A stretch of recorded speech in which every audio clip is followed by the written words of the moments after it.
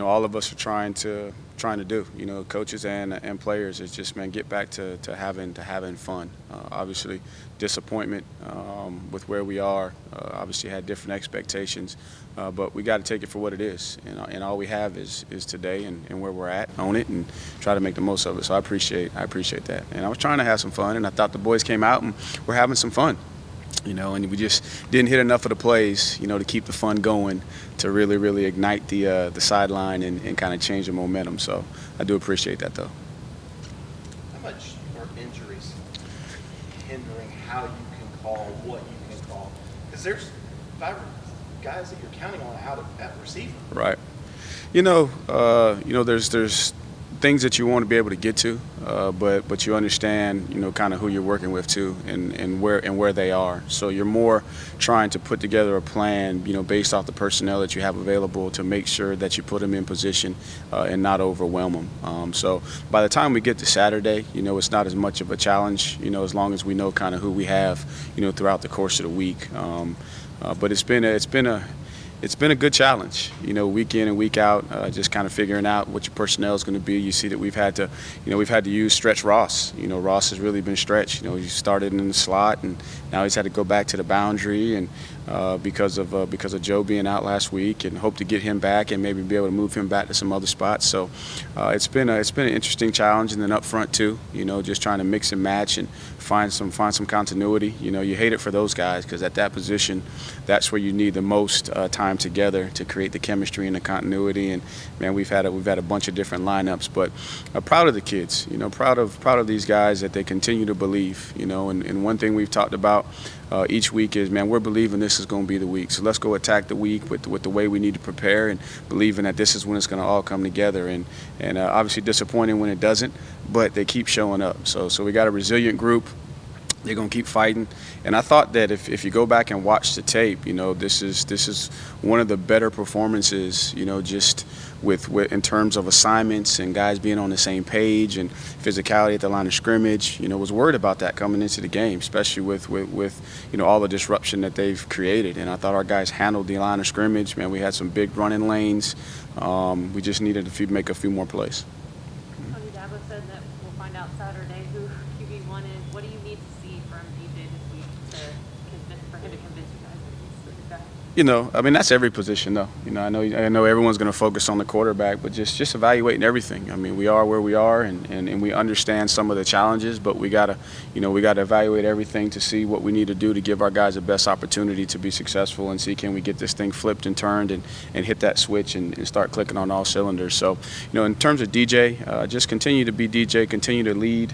And just continue to make the decisions and do the little things right. And I thought he did some good things in the game. He made some great throws. Guys got to make catches for him. But there's a couple of decisions that one ball he threw up on a third down situation. I'd like to see him throw it out of bounds. So biggest thing was encouraged by Tyson. Tyson jumps right in there. Hasn't had a ton of time. He jumps in there and leads us on a drive to go get points. So just going to evaluate everything and see what we need to do to put together the best plan to go beat Florida State. That's the focus there.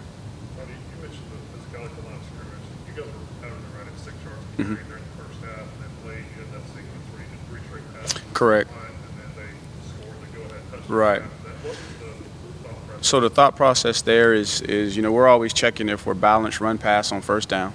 Right, so we try to stay balanced so we don't have a tendency there, and was going with a quick little play action to J. Ross on 1st and 10, and then DJ throws a good enough ball to be caught, and Bo doesn't come down with it. So we go to 2nd down, and one of the 2nd down calls that I had was kind of the little fork route into the boundary, and it was there, and then we just have a miscommunication, and we slide too far and we give up pressure, and then he has to unload the ball to a Joe, and then now we're in 3rd and 10.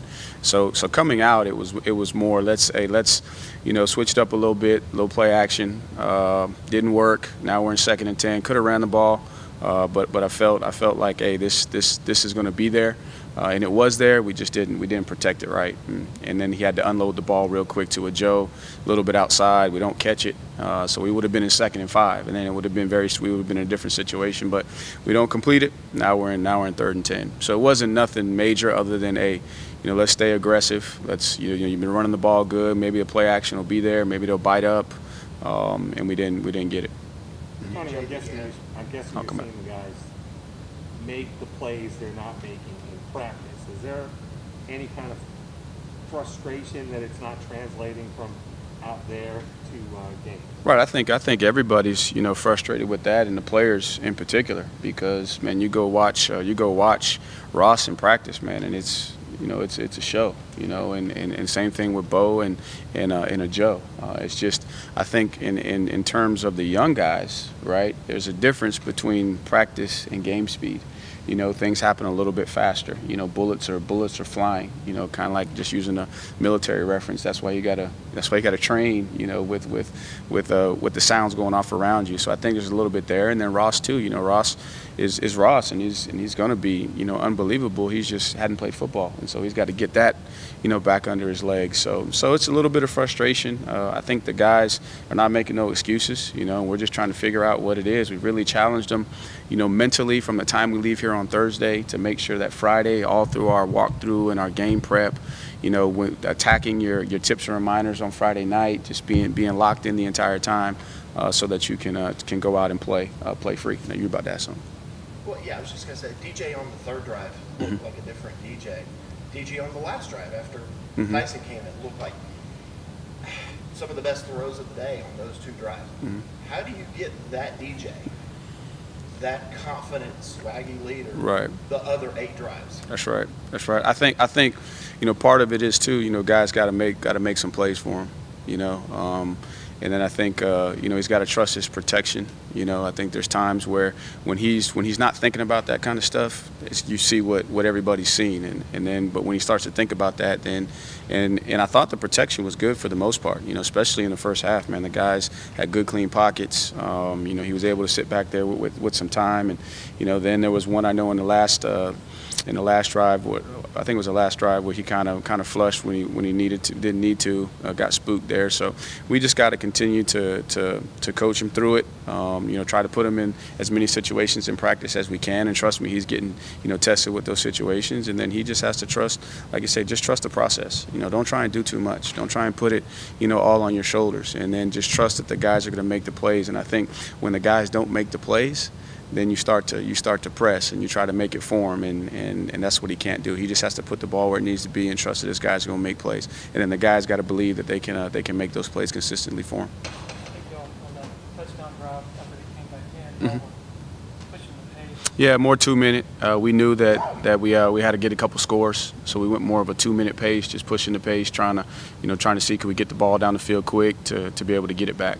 Is there something to the idea that maybe when you do push the pace, that DJ can execute more freely and sort of instinctively, and then there's something to emphasizing that? We've had some of those discussions. I just think when you're playing in 2 minute, we're more of a true spread team where we're just trying to go 4 wides and get the ball down the field. So you lose a little bit of element of your run game there, but definitely playing fast does help us. But there's also, as you get into certain situations, even in base down stuff, there's going to be some times where you need to slow it down so you can see and get everybody on the same page. So it's kind of that, trying to find that balance of playing fast, but not. In the past, you used to have a mentality from a tempo standpoint that it was all about snap count, right? But over time, defenses have now caught up to where they call all their base stuff, even in a fast pace. So you just got to be careful because you could get yourself into some bad plays. Tony, for better or worse, you seem to be the focal point of that group of fans who are angry about the offense. Yeah. It hasn't happened very much in your career. Right. How are you handling it? Or are you handling it? Do you Right. pay any attention? Right. You got to take the good with the bad. And I understand that they're frustrated, and I don't blame them for being frustrated. We're all frustrated because we're not performing it. So I own it. But at the same time too, I don't listen to it. I don't pay attention to it. But I respect that there's a place and a platform for them to have their opinion. I respect their opinion. But I'm really just focusing on the guys in the arena because at the end of the day, it's us that's going to get us out of this situation. And I believe that if we can, focus on we still got a lot to play for. Everyone's, I got the question, about the playoff and all of that, but, we've had a string of 10-win seasons around here too, that we want to continue to push for. We got a lot to play for. We got seniors, man. This is their last go round, right? They got a lot of pride, and they got a lot of blood, sweat, and tears equity in this program, you know, that I'm focusing on. So, hey, what I would say to them is hey, I respect your opinion, right? You have a platform for it, and I wish that things were not the way they were. But at the end of the day, I know one thing, that everybody in this building, everybody in this program is working extremely hard, trying to persevere through the adversity, because we believe that this is going to reveal the true character of the program. That, you know, the program before, you know, all those people that are upset with me, you know, there was adversity that brought about the success, and so we understand that, and we're going to stay the course and keep working. And I understand also too that I'm accountable for it, so I'm not running from that. I'm not shying away from that. And I got, you know, 5 more games, and then we'll see, you know, kind of where we go. But I'm taking it one game at a time, and we're working our tail off and trying to do the best we can. Yep.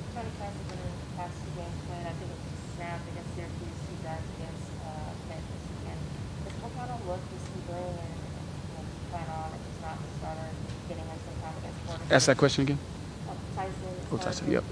What kind of look does he bring in, you know, playing the past 2 games? If he's not the starter, do you feel like he'll be able to get in against Florida State? So each week we've had a little bit of a package, and it kind of goes as the game goes. And the decision there was, man, he could possibly bring us a little spark. And he did, and you saw what he was able to do. He was able to pull the ball down, extend some plays, and I thought he did a good job of managing the system, you know, which is something that we needed to see. So he'll definitely have a package, you know, going forward, depending upon how it all, you know, shakes out by the end of the week. But just happy for him to have that success, to have that confidence. Man, I thought he made some good decisions, especially on some RPO stuff, which gives everybody confidence. So he'll have him a package. Yeah. So what we're trying to do there is try a little tight end dump, and they brought field pressure. And the way we had our protection set, they run us hot because we were releasing everybody and using the back as a play fake. So we were in 5-man protection. They brought pressure away from the protection. So he flushed. He might have could have held it a little bit longer to see if the tight end was going to come open and then throw it away, but he kind of flushed it, and we had some outlets on the outside. And so he was going to the right person. He was doing the right thing, but he either needs to throw it out over the top for J. Ross to go get it, or he's got to throw it away. Yep. Tony, Florida State this weekend, obviously, you know, their defense is always loaded, it seems like, and they seem to be playing a little bit better than they had been at the start of the season. It's Clemson, Florida State. You know, so records are out the window.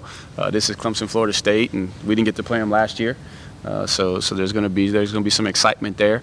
You know, defensively, it looks like, you know, they're lining them up and just letting them play and letting their athletes, you know, be athletes, and they look a lot more confident, sound in what they're doing. They got good depth at the first and second level. I know they've been banged up in the secondary a little bit, but you know, they roll their linebackers. There's no drop off. They're athletic. They got some big D linemen, then they got some athletic D linemen. You know, they get pressure, you know, with 4.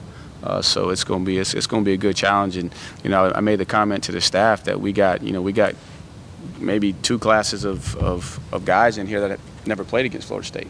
So they may not quite know, you know, the rivalry and how important this game is to both sides. So we got to help educate them at the same time too, and not make it bigger than what it is, but it is the biggest game of the season. You were part of that. Were you part of that 03 team? I was a part of that 03 team. Yes. So yes, that's right. What did that mean to you? Is that why you're talking so vividly about what it means to play Florida? Yeah, I was also in that locker room at Wake Forest when we lost right before them too, and that's one of the few times in my career where I actually stood up in front of the team and challenged them. I remember that, you know, vividly. And but Clemson, Florida State, you know, it was Florida State's conference it was our conference, then Florida State's, and then we had to go kind of take it back, and so, you know, all those who have been around here for a while know, you know, the rivalry between. And so I was on the other side when we couldn't beat Florida State, you know, and you were always, you know, they were the hunted, and then we flipped the tide, you know, and then we became the hunted, and now, you know, both of us are trying to get back to where we want to be. So it's going to be an exciting game. It's going to be a lot of fun. You know, hope all the fans show up and create a good atmosphere to help our guys, you know, rebound and bounce back and go play for you know, for what's at stake. You could give a rough ballpark percentage of the playbook late October of last year? Previous years, just sort of what's conventional Yeah. over the years, and then compare it to now. What would those speakers be? Oh, that's a good question. I don't know if I can quantify it, but I know that with Trevor where he was, with Travis, and you had, even though you just had two receivers and a young guy coming, those guys were experienced, so you could tweak a lot and do a lot more game plan stuff with those guys and incorporate your base concepts. And so where we are is we got to lean on our base concepts and then try to tweak, and get a couple of game plan specific. But I thought last week, and I told the staff this, I thought the staff and the players did a good job because we had some game plan specific stuff in the run game. That was new, changing some targets that allowed us to be successful in the run game. We had a couple things in the pass game, just some different kind of routes, and tried to attack the middle of the field a little bit more. And I thought we had some guys open there. We didn't get them the ball as much as I would like to. So I think we're moving in the right direction.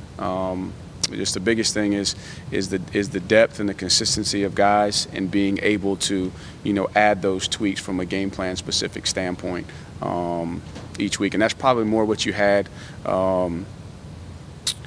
last year, is because you're further ahead, more continuity. You started all 5 offensive linemen, even though you didn't have any depth, all those guys have played together, so you could go in and say, okay, hey, here's a couple of tweaks, here's a couple of ways we're going to change our concepts, and we haven't been able to do as much of that this year.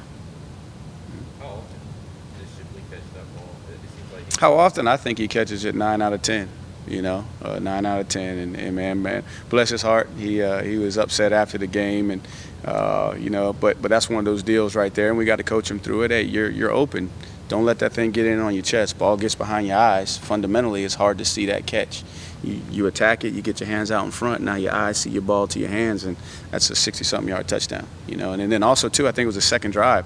Man, he spits out of there and he trips. If he keeps his feet up, he's gone. So just those are some of the things, that we got to coach these young guys through. There was another run that CJ and I were looking at, and it was a 4-yard run, but he picked his feet up and jumped when he didn't need to jump, which allowed the defender, to clip his foot, where if he hits the gas right there, he's going to be to the third level, So just those are the things that especially with some of those young guys, that we got to play through. Like, was it the first play of the game, Joe comes off and he strikes the guy, but the play's not over. It's a long developing play on the screen, right? And even though it's a run pass, you got to block for the entire the completion of the play. So then he butts the guy, he doesn't finish it, and then we end up with a TFL, on the first play.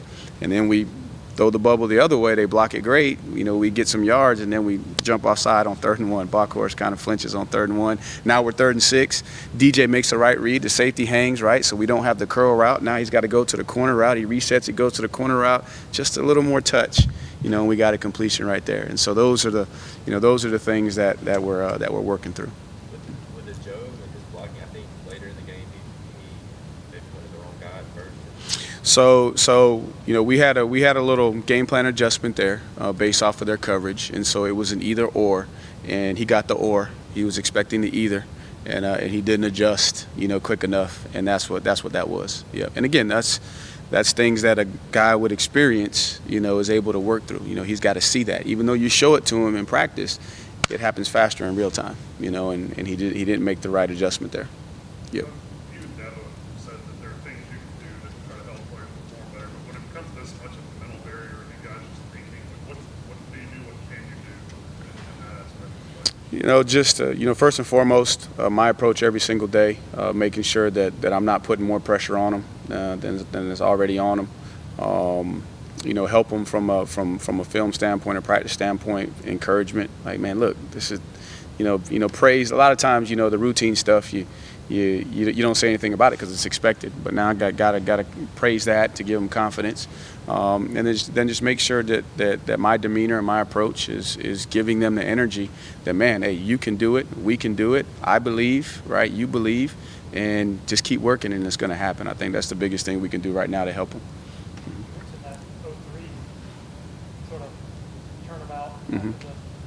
after the weight game, you were 5 and 4. 5 and 4. Turned it around. Turned it around. Everybody. Is Yeah. that something you bring up Coach has mentioned it to him. He's talked about it. From his perspective, I haven't said as much because he's addressed it, but I'll mention something to the team because I was a part of that. And, at the end of the day, and what my message will be to him, right, is what flipped there in 03 is us as players said, you know what, we just going to play for each other. Right, we're going to play for each other. We ain't going to play for anything else. Play for the love of the game, play for each other, and see what happens. And that's kind of that being free, like stop. And that was my message. I don't know, Ross, if you were in the locker room afterward. That was my message to the guys. I said, at the end of the day, football, what it really boils down to is the love of your brother. Right, playing for the man next to you. That's why you play. Of course you want to win, but you play for the love of the man next to you because it's 11 guys all having faith in each other that we're going to be able to come together to accomplish a task.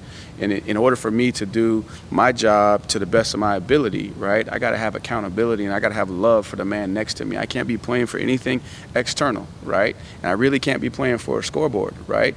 I believe that my play, if it's directed towards my teammate, right, and it's reciprocal, then we're going to do what we need to do. We're not going to be perfect, but then we're going to get the results that we want. That was my message to the guys, afterward. That 1-1, we're not going to quit.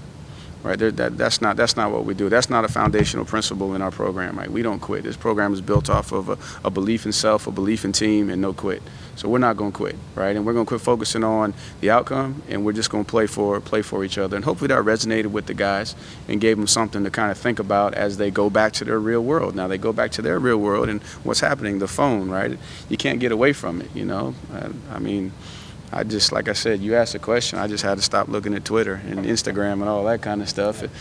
Even though not that I'm afraid of it, but I understand how words can be hurtful. You know what I'm saying? As much as you say, you know what, I'm not going to pay attention to it. I'm not going to take advice from somebody who's never sat in my shoes. Words are still, they still have power. And so what we got to do is we got to make sure that the words that they're hearing and the words that they're seeing are speaking life into them and being positive.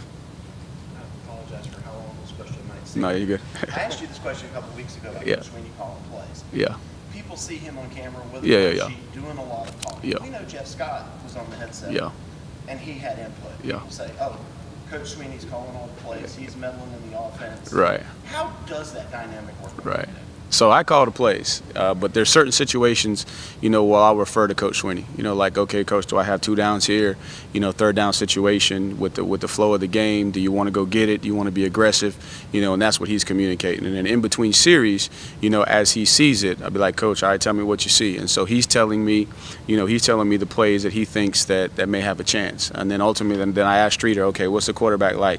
Caldwell, what you're seeing in the run game. So everybody's giving me that information, and then I go and kind of put together, all right, this is going to be the plan for the next drive until we get to one of those situations on third down where I say, Coach, hey, what you thinking on this situation, like 3rd and 10?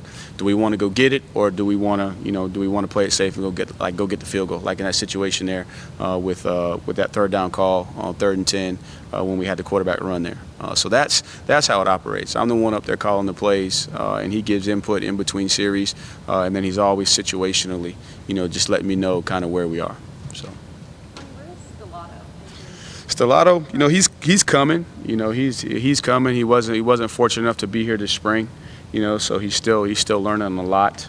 He's a guy that we're trying to get ready, and he was going to be a guy that would have been an emergency guy for us last week. But he's progressing. So in terms of dark horse, how do you quantify what providing the guys with guards Mm-hmm. that to be just in leadership? Right. More voice?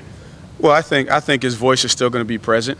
And I'm going to challenge him to make sure that voice is present.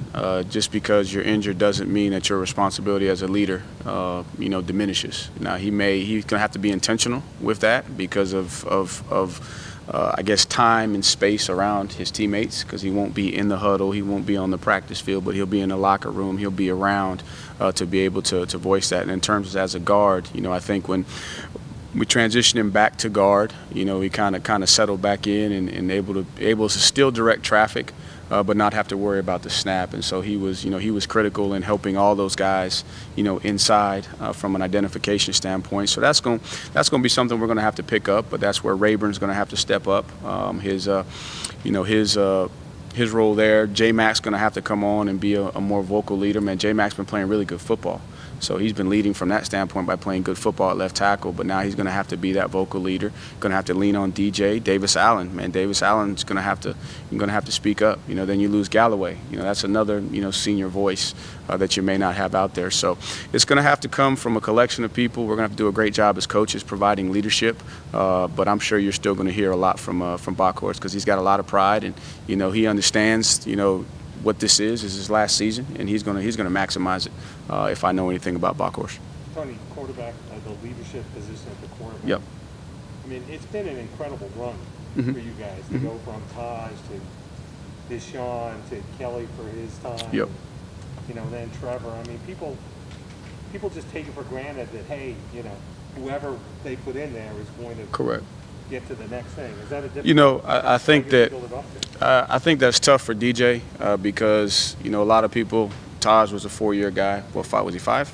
Might have been 5 years because he redshirted, right? And then like he really came on later in his career. You know, Deshaun was a guy that came on early, then gets hurt, and then comes back. And even at the start of that second year, you know, we kind of ran the ball and let him get comfortable, and then boom, he took off throwing the ball. And then Trevor kind of came in as a freshman and, you know, won the job, took it from Kelly. And then Kelly was an older guy when he moved in. And then Trevor comes in and takes a job from Kelly and does some really good things and leads us. But there was some rough patches in there too that he had to grow through. And then the same thing the next year, there was some rough patches that he had to play through.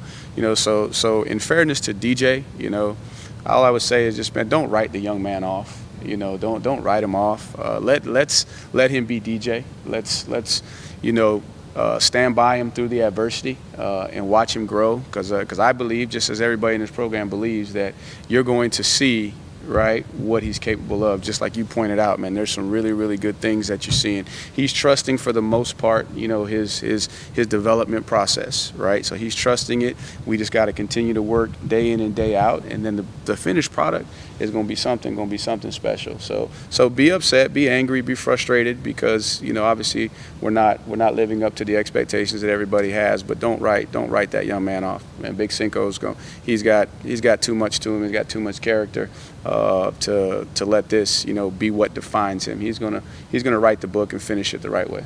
When it goes to an open quarterback competition, Yep. is there any concern about mentally what that might do to DJ with him already seeming to struggle some with confidence and kind of how? Right. You know, we haven't discussed it from that perspective other than that this may be an opportunity to kind of take a little bit of pressure off of him. You know, kind of like with Marcus Tate. You know, we threw Marcus Tate in the fire and then we had to back him off and take a little bit of pressure off, you know, for him to be able to say, okay, you wanted to be in there. We believe you could be in there, didn't quite get it done. Hey, not mad at you, just take a step back. Let's take a little pressure off. And now you're starting to see him. He played 40-something snaps and, you know, did a much better job this past week. So that's the perspective that we'll be coming from. That'll be our communication. And I think that he'll manage that the right way. With Rayburn coming back, Yep. you know how those Trotter's done a good job for 2 weeks, you know, as a center, and so, you know, Rayburn is kind of still in the protocol today. You know, we should get him back tomorrow or Wednesday, and he could play guard for us, and so we'll have that discussion, you know. But my instinct tells me, you know, kind of leave it where it is right now because Trotter's been playing really, really good, and then ease Rayburn in, and then be able to get him some snaps since he's been out for 10 weeks, but practice them both at center throughout the course of the week and have them snapping.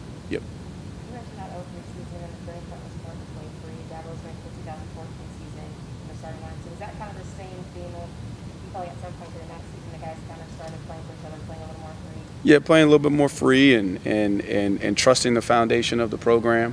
You know, and there's a lot of guys, and you think about the youth. You know, the youth showed up, and it's just like, okay, it's supposed to happen.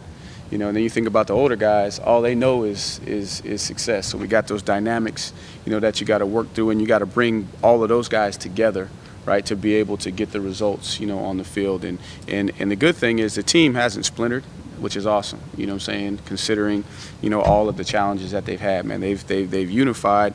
We just got to play complementary football, and we got to get all 11 on our side of the ball, playing free, you know, not worrying about making a mistake, not having to be perfect, and then avoid making the critical mistakes. So I think we had about 4